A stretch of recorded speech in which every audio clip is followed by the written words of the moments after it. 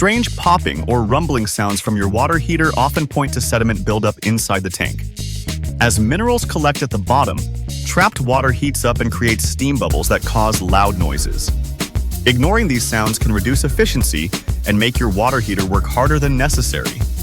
Over time, sediment accumulation may lead to higher energy use and increased wear on the system. Routine maintenance helps remove buildup and keeps your water heater operating more effectively. If the noises continue, a professional inspection can help prevent more serious water heater problems.